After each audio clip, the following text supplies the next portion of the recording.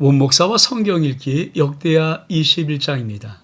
오늘 밤에 귀한 말씀 함께 읽으면서 주님의 귀한 은혜를 나누기를 원합니다.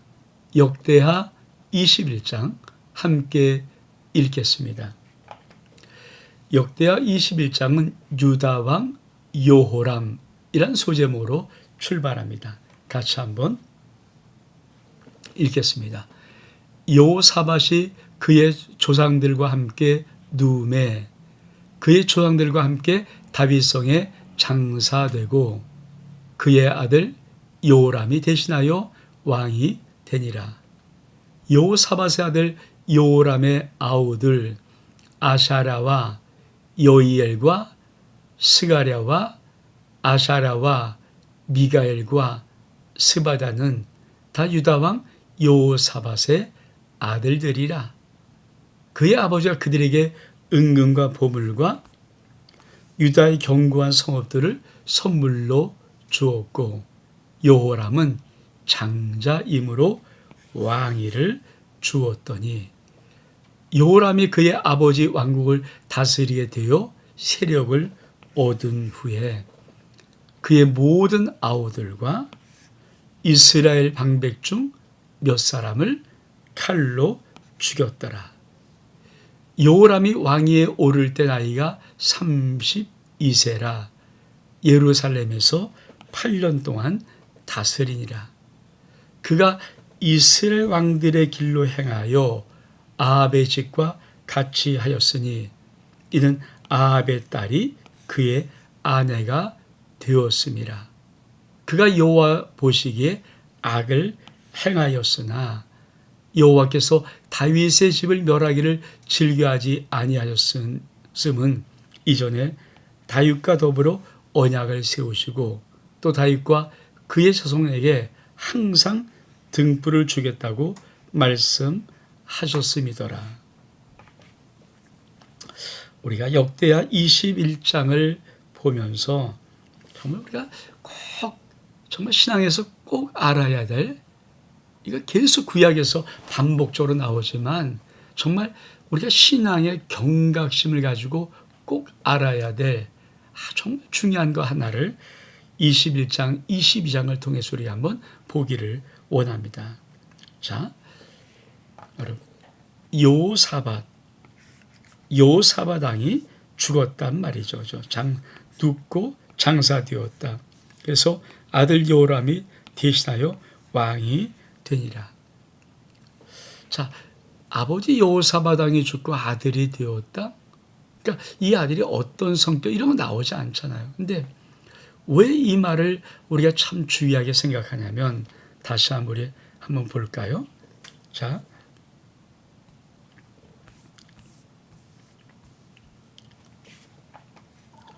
우리가 남왕국과 북왕국의 나누어짐은 르호보암과 여로보암으로부터 나눠지죠. 그리고 르호보암이 1대, 아비암이 2대, 아사가 3대, 유다 왕국만 말합니다.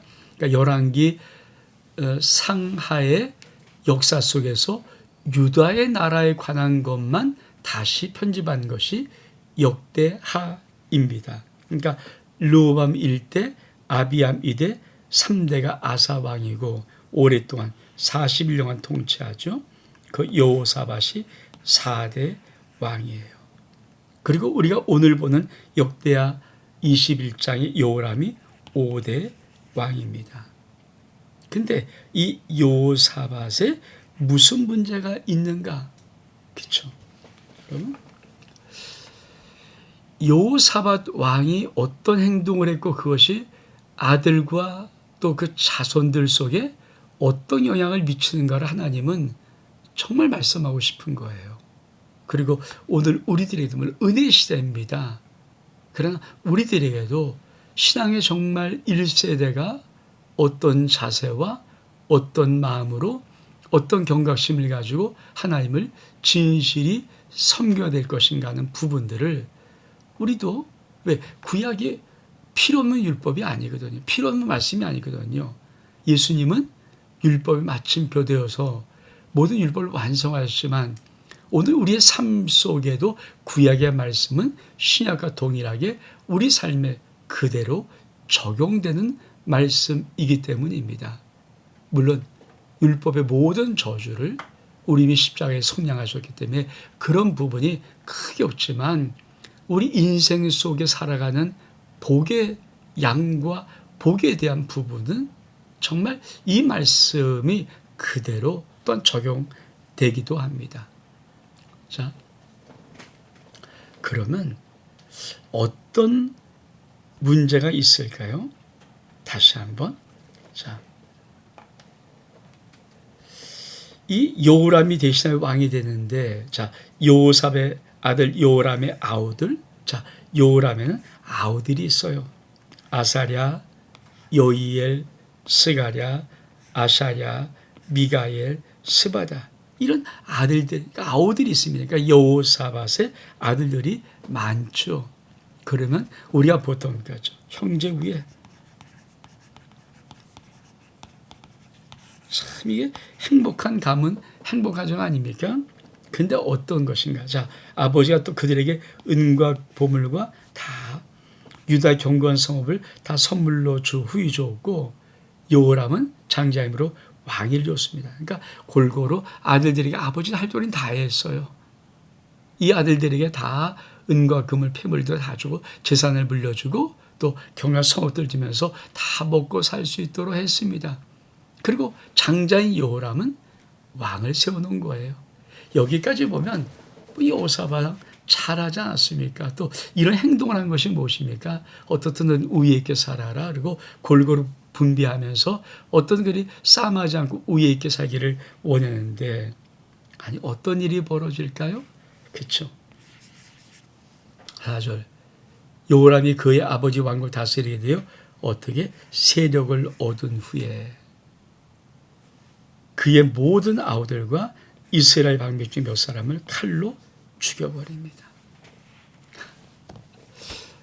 아니 지금 여호사밧 왕은 어떻든 그 자식들이 잘 우애 있게 살 수 있도록 다 골고루 잘 분비하고 장자 여호람에게는 왕위를 물려줬어요. 근데 문제는 뭡니까? 아니, 장자 여호람이 왕국을 다스리면서 슬슬 세력의 힘을 길러지니까 아우들을 다 죽여버리는 거예요. 그리고 이스라엘 방백 중 몇 사람을 죽여니까 아주 이 아우들과 또 좋은 끈을 맺고 있는 사람들을 다 죽여버렸다는 거죠. 여러분, 형이 얼만큼 사악하고 얼만큼 욕심 많으면 자기 동생들을 죽일까요? 이 가정이 왜 이 여호사밧의 아들 여호람 시대 왜 이런 가정이 불화하며 정말 살육이 일어날 수밖에 없었는가? 하나님은 이 말씀을 하고 싶은 거예요. 자, 왜 그렇습니까? 우리가 정말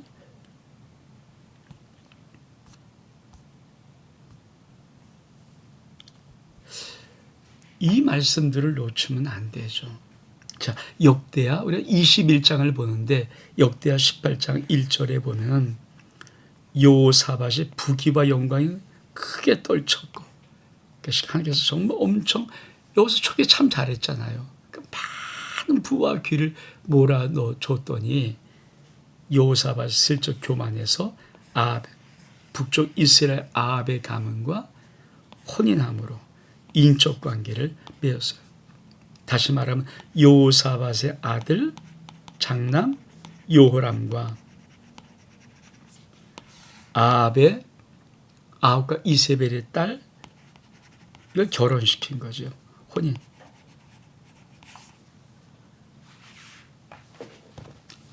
그러니까 여호사밧은 이게 무슨 문제인지 이게 어떤 결과를 이룰지를 모르잖아요.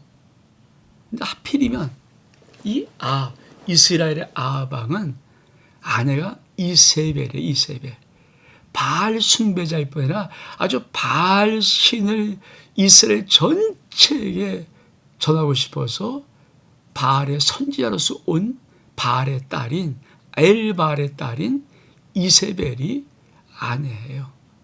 정말 성경에서는 제일 지독한 여자 중에 하나고 하나님이 제일 미워한 여자 중에 한 명인 이 이세벨, 아합과 이세벨의 이 가문과 혼인관계를 여호사밧이 맺은 거예요. 아니 뭐가 부족하고 뭐가 없어서 하나님이 그렇게 부하기야 영광으로 충만케 하고 채워줬으면은 하나님을 따라야 될 텐데 실적 교만해서 지멋대로. 그러면 이 문제는 어떻게 슬슬 일이 벌어지는가?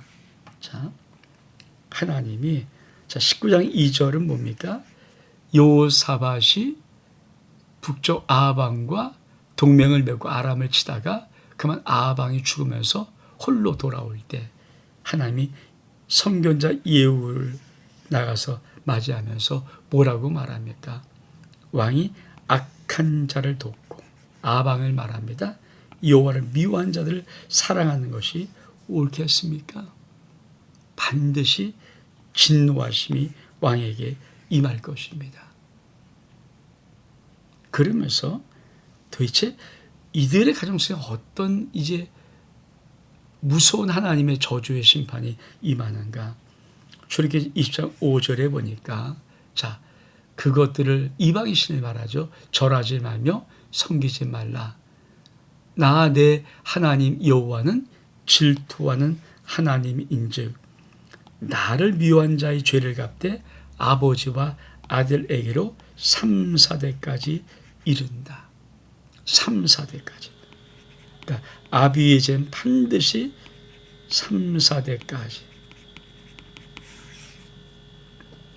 자, 출애굽기 3장 7절의 말씀도 인자를 1000대까지는 베풀며 악과 가시를 죄를 용서할 그러나 별을 먼지하지는 아니하리니 아버지의 악행을 자손 3, 4대까지. 그러니까 아버지, 아들, 또 그 아들, 또 그 아들, 그러니까 아버지 악행을 이 3, 4대까지 하나님이 보응하시겠다. 보복하시겠다. 이게 하나님의 율법이에요, 율법. 그러니 사실 얼만큼 그렇죠. 그래서 이 율법을 신학적으로 해석하면 무엇일까요? 이런 말입니다. 너는 믿지 않은 자와 멍에를 함께 맺어. 이 멍에를 함께 맺지 말라는 가장 중요한 의미 중에는 혼인이에요. 결혼하지 마라. 믿지 않는 자와는 결혼하지 마라. 왜? 의와 불법이 어찌 함께하며 빛과 어둠이 어찌 사귀며. 또 우리는 요새 뭐 청년들이 뭐 이런 말씀을 듣겠습니까? 근데 부모 세대는 알아야죠. 그래서 기도를 해야 됩니다. 되도록이면 믿음의 짝을 만날 수 있도록 정말 거룩한 기도를 부모가 에이 뭐 지들 사랑하는데 아무렇게 하면 되겠지. 물론 나중에도 뭐 구할 수 있는 부분이 있으니까. 그러나 여러분 결코 쉽지 않습니다. 자, 여호사밧이 어떻게 한 거예요? 아니 아합과 사돈관계를 맺은 거예요. 그러니까 여호사밧은 아들 여호람을 주고 이 아합은 이세벨은 자기 딸을 줘서 결혼을 시켜버렸습니다. 그랬더니 어떤 일이 벌어집니까? 여호사밧이 죽고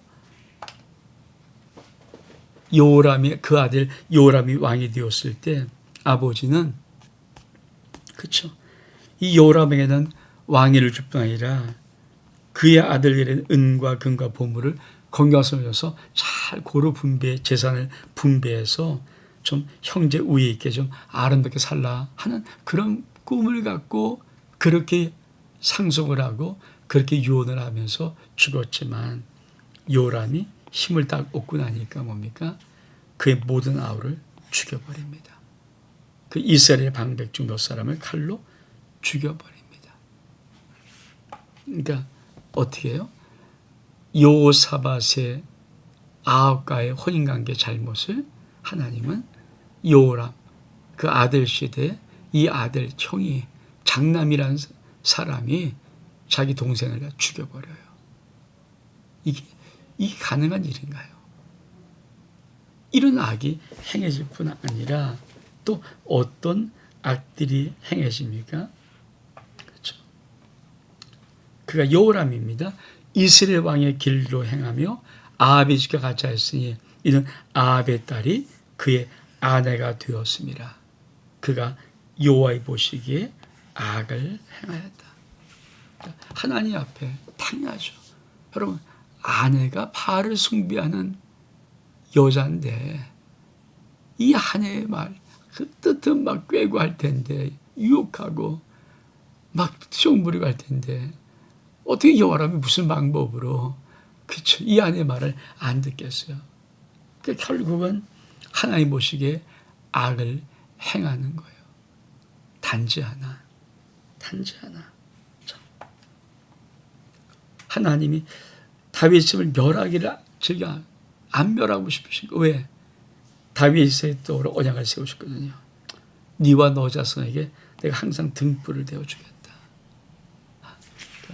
하나님이 워낙 다윗을 사랑하셔서 다윗과 영원한 언약을 맺으면서 내가 네 자손들을 등불 대줄게. 이 하나는 언약 때문에 아주 멸에 없애지는 않는데 문제는 여호사밧의 잘못을 인해서 그 아들 때 이미 자식들이 죽어나가잖아요.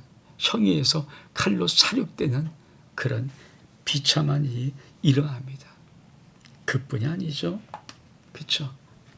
여호람 때 에돔이 배반합니다.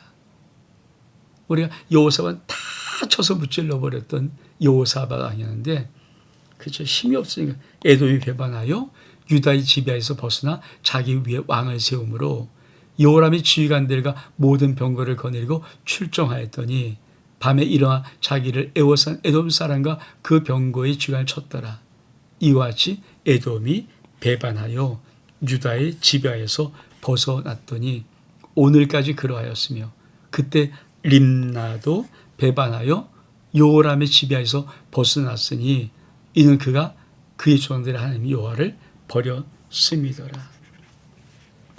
그러니까 슬슬 힘의 강대함이 무너지는 거예요. 그러니까 슬슬 몰락의 길을 걸을 수밖에 없는 그런 안타까운 순간으로 되어져 가는 거죠.